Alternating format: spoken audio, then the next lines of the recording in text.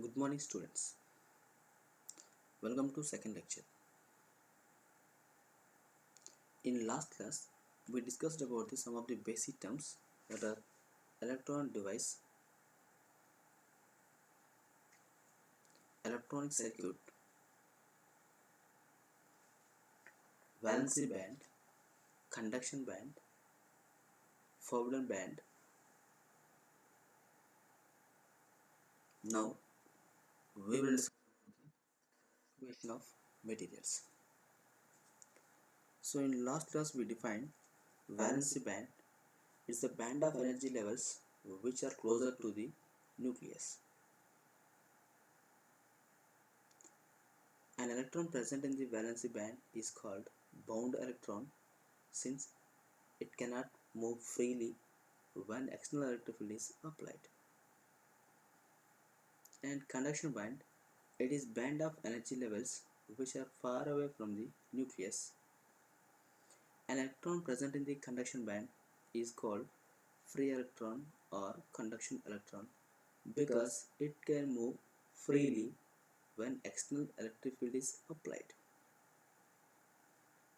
So from this we can say we can get current due to the conduction electron or free electrons only because these can move freely when external electric field is applied. And third one, forbidden band. It is a band of energy levels where the probability of finding an electron is zero.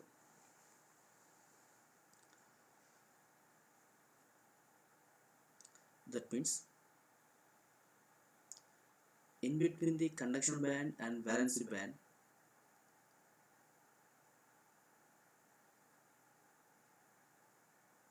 we are having forbidden band. In this forbidden band, the probability of finding an electron is zero. So the gap between the conduction band and valency band, that means the lower energy level in the conduction band, the upper energy level in the valency band. The gap between the difference between the lower energy level in the conduction band and upper energy level in the valency band is called energy gap. Based on that energy gap, materials are classified into three types. One is insulator, second one semiconductor, and third one conductor. Insulator. So in this we can observe the energy band diagrams of the three materials: insulators, semiconductors, and conductors. In this insulators diagram, bottom energy band, valency band, upper energy band, conduction band. In between we are having the band gap or energy gap. It is more compared to the other two diagrams. In semiconductors, the gap between the valency band and conduction band is small compared to the insulators. In conductors, we are not identifying any gap between the conduction band and valency band. That means there is no gap between the conduction band and valency band. It is almost equals to zero. That means valency band and conduction band are overlapped.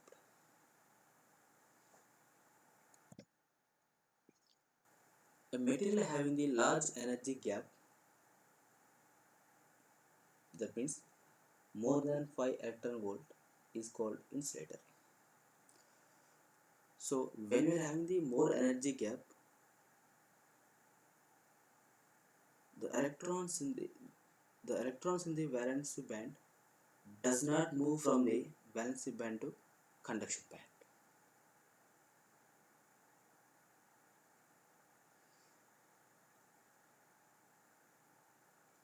Due to the large energy gap in the insulators, electrons cannot exit from the valence band to conduction band. Hence, valence band electrons completely filled and conduction band remains empty. Since free electrons are not present in the conduction band, hence there is no current when you are applying the electric field. The examples of insulators are diamond, silicon dioxide, glass, wood, rubber, and etc. So, in these materials, we cannot expect the conduction or electricity because of large band gap. Next, conductors. A material having no energy gap is almost equals to 0 electron volt. In a conductor, valency band and conduction band overlap. In previous slide, we observed there is no gap between the conduction band and valency band. That means there is no energy gap. All valency electrons will behave as free electrons, hence the conductor has greater conductivity. There is no energy gap, so electrons can move freely from valency band to conduction band. So when we are having the electrons in the conduction band, that means that are free electrons that are freely move in the conduction band. Due to that one, conductors has greater conductivity. The examples of conductors are copper, silver, aluminium, gold, and all metals. Silver has the highest conductivity and copper has second best conductivity, then followed by aluminium. Gold is a metal and it is a conductor, but it has least tendency to react with other elements. Next, semiconductors. A material having smaller energy gap, it's nearly about 1 electron volt.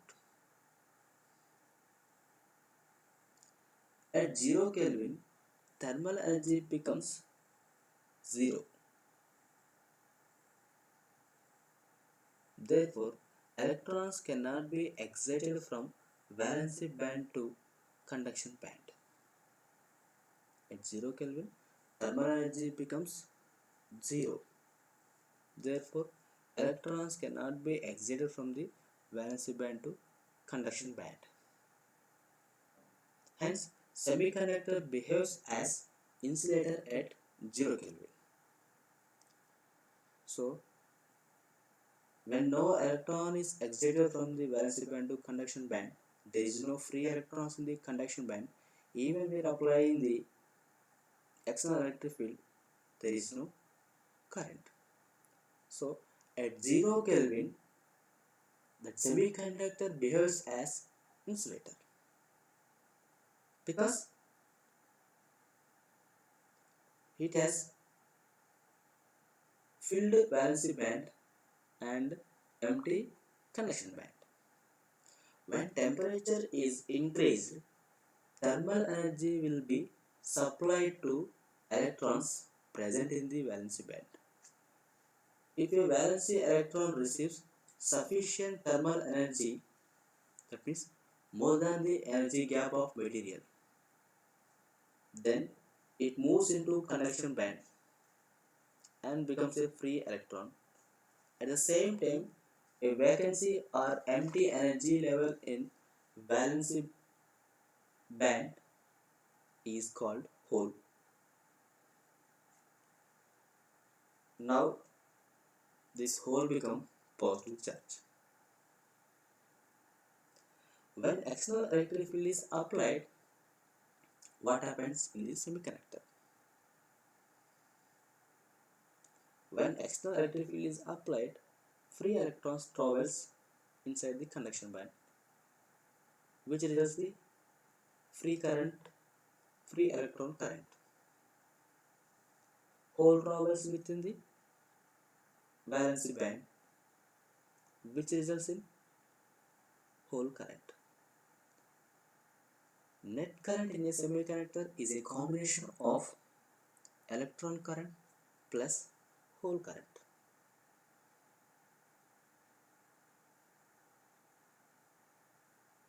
This method of exciting a valency electron from valency band to conduction band by providing the thermal excitation. Thermal excitation is nothing but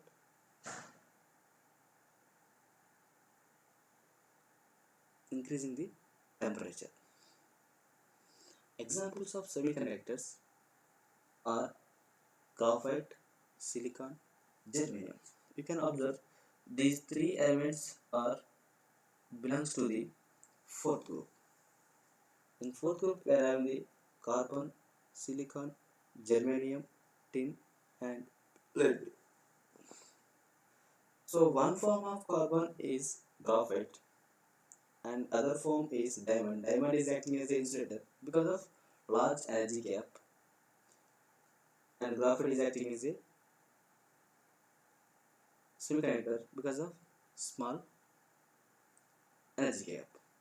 Silicon, germanium are also semiconductors because of smaller energy gap. Remaining two, tin and lead, these two are the metals. Obviously, metals are conductors. Graphite is not preferred in semiconductor device because graphite does not have good physical strength. Commonly used semiconductors are silicon and germanium. In this, you can observe the table. So we are taking the base temperature as 0 Kelvin because at 0 Kelvin thermal energy becomes 0.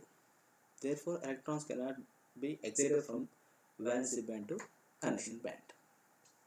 So here I am taking the two materials, commonly used materials, silicon and germanium.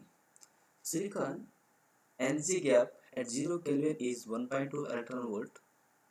When temperature rises, that means when temperature move to the room temperature, it is equal to 27 degrees Celsius. In Kelvin, it is 300 Kelvin. Now it becomes 1.1 electron volt. Coming to the germanium, at 0 Kelvin, 0.785 electron volt. When it moves to the room temperature, now it becomes 0.72 electron volt. So, from this we can say the energy gap decreases with increasing the temperature. So, when temperature increases, energy gap decreases. So, in most of computer laboratories, you can observe the air conditioners. Why? Because that most of the computers parts are fabricated by using only semiconductors. When temperature increases in the computer's laboratory, the property of semiconductors, that is, the energy gap of semiconductors will increases. When energy gap, when energy gap decreases, when temperature increases, energy gap decreases. When energy gap decreases, the conduction of the material will be increases. Due to that reason, in all the computer laboratories are fitted with air conditioners because they are always keeping the temperature at only room temperature. They are operating at room temperature. If temperature increases, energy gap decreases, the property of the material will be decreases, the conduction will be increases. So the efficiency of the device will be decreased. Sometimes computers may hangover. That's why all the computer laboratories are having air conditioners. So in this table, we need to observe the energy gap either at 0 Kelvin or 300 Kelvin. So silicon having the 1.1 at room temperature, germanium having the 0.72 electron volt at room temperature. So which one has the lowest energy gap? Germanium. So when we are having the smaller energy gap, that means the required thermal energy is also very small. So the valence electrons in the germanium are easily excite and move into the conduction band. From this we can say the conductivity of germanium is more compared to the silica. The conductivity of germanium is more compared to the silica. But in the fabrication process, silicon is more preferable over the germanium. And in this you can observe the energy gap decreases with the increase in the temperature.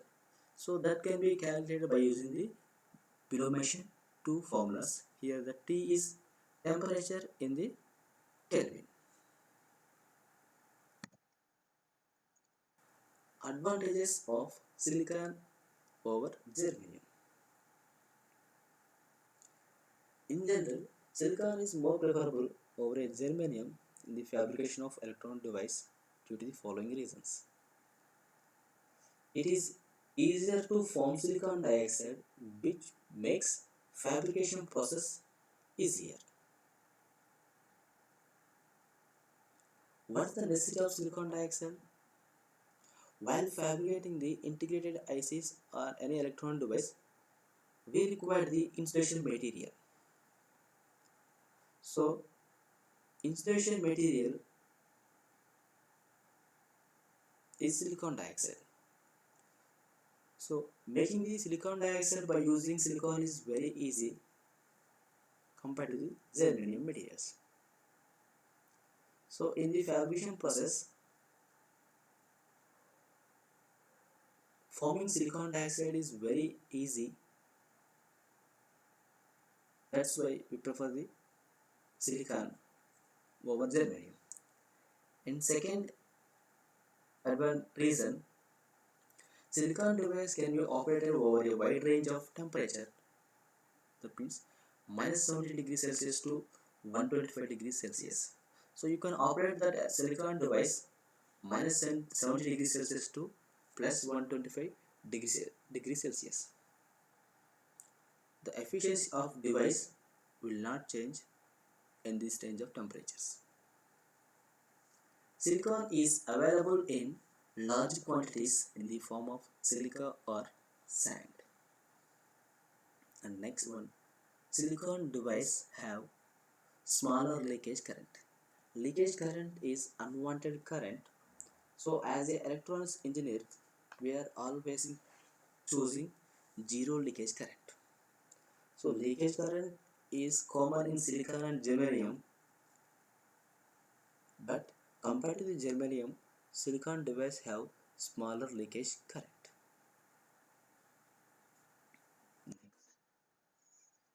Silicon, germanium and graphite are known as elemental semiconductors. These are single elements which are not mixing with any other materials. Next, compound semiconductors. A compound material can be found by mixing group 3 and group 5 elements. These elemental materials are mixing with the group 5 elements, then we can get the compound semiconductors. Examples of compound semiconductors are gallium arsenide, gallium phosphide, gallium arsenic phosphide. These are the examples of compound semiconductors. By using these compound semiconductors, we can improve the mobility of electrons, or we can say efficiency of the device. Here we are calling gallium arsenide, gallium phosphide or binary compound because we are mixing the two materials. In next, gallium arsenic phosphide is ternary. Ternary means three. We are mixing the three types of.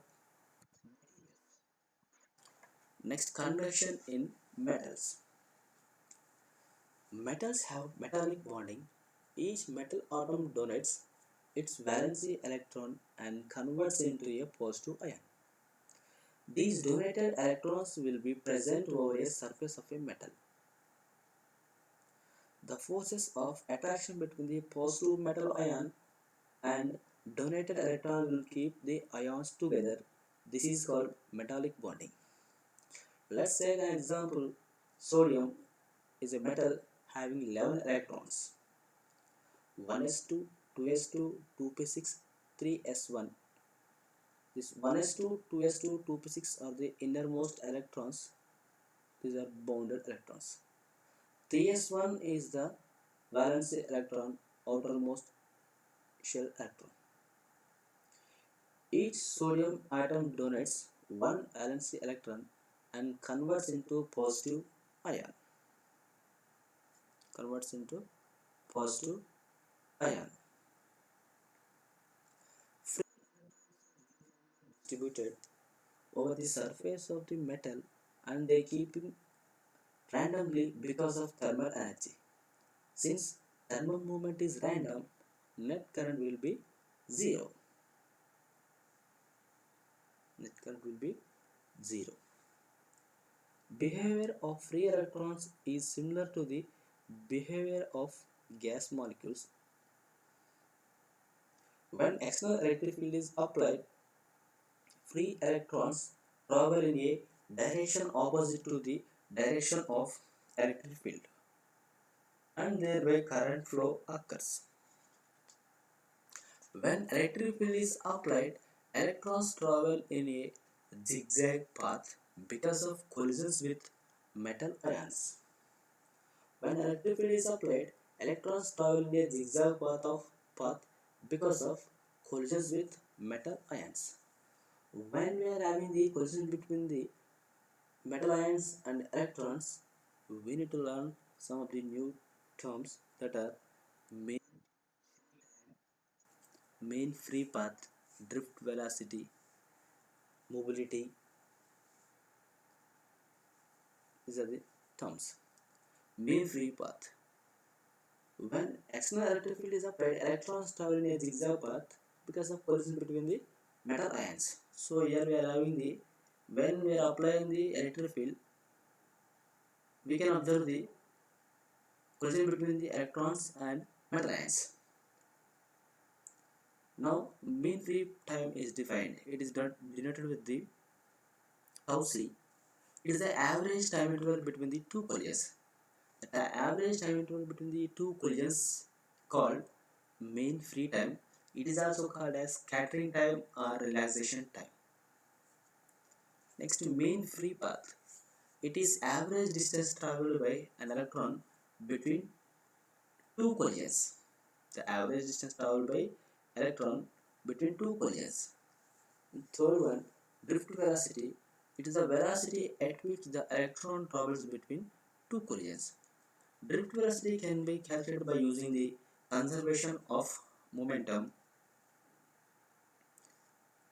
From the physics, momentum applied is equals to momentum gained by electron. So we can write momentum applied is equals to force into time. Momentum gained by electron is equals to mass into velocity. Here momentum applied equals to force into time. That force can be, we can write it is equals to small e into capital E. So from the Coulomb's law we can write F equals to A into Q. So here Q is the charge. Now we are using the charge as electron. E into E is applied electric field and time is here mean free time tau c and mass here I mentioned it is m suffix n. It is the effective mass of electron, effective mass of electron, and v is the drift velocity. So from this we can write v equals to e tau c by mn into e. So we can write e into tau c by mn equals to mu n.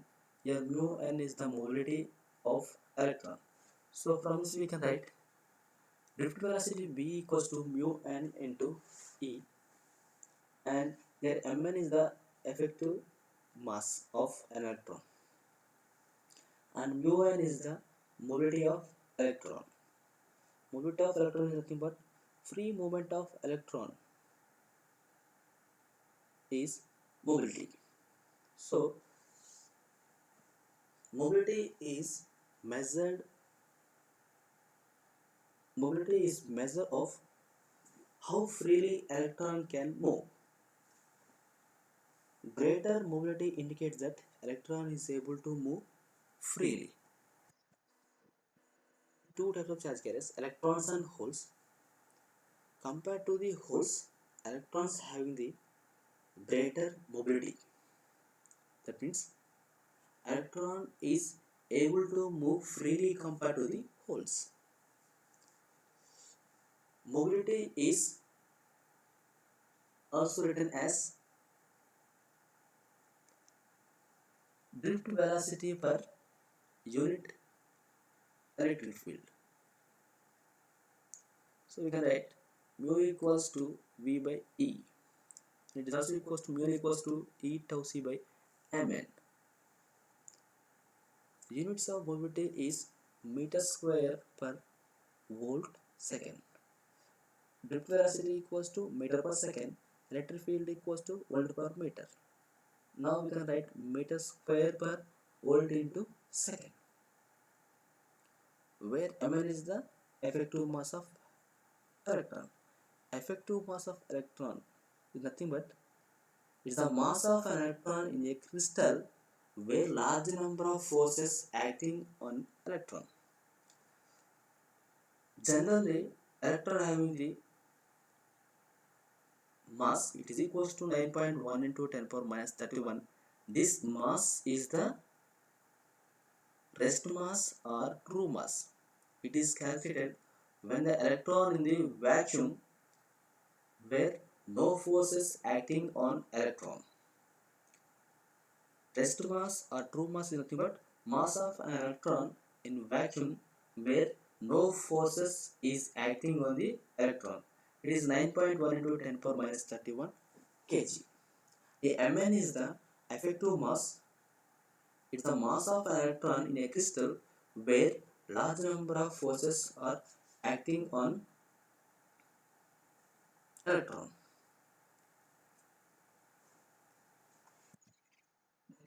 Density.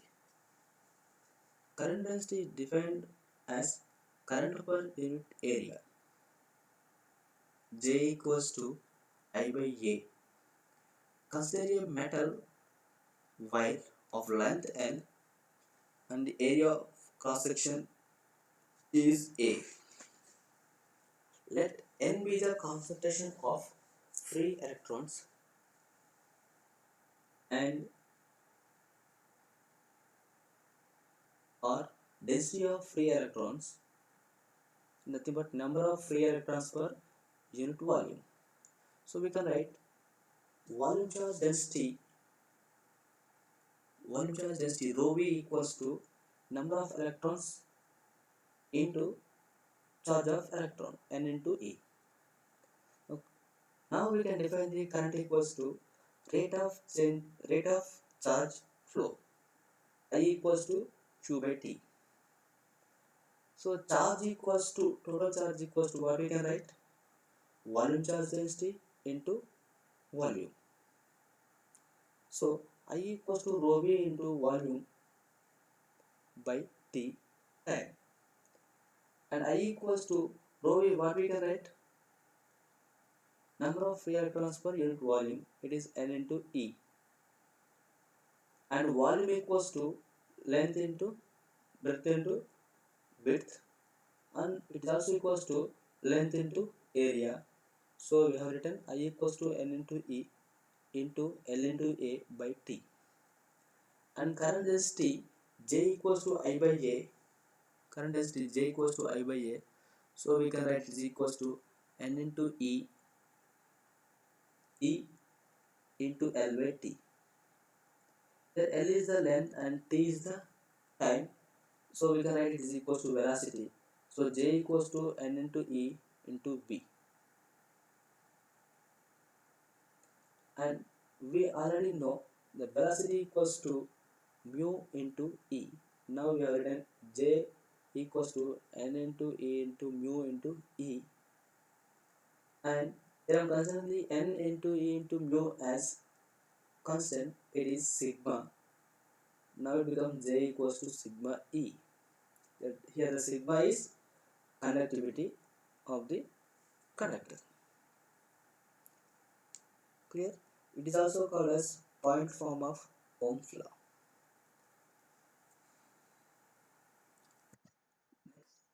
Conductivity. It is measure of ability of material to allow flow of electrons. It is measure of the ability of a material to allow flow of electrons. Units of conductivity is mho per meter or mho per centimeter. The conductivity of conductors generally varies from 10 power 3 to 10 power 8 mho per centimeter.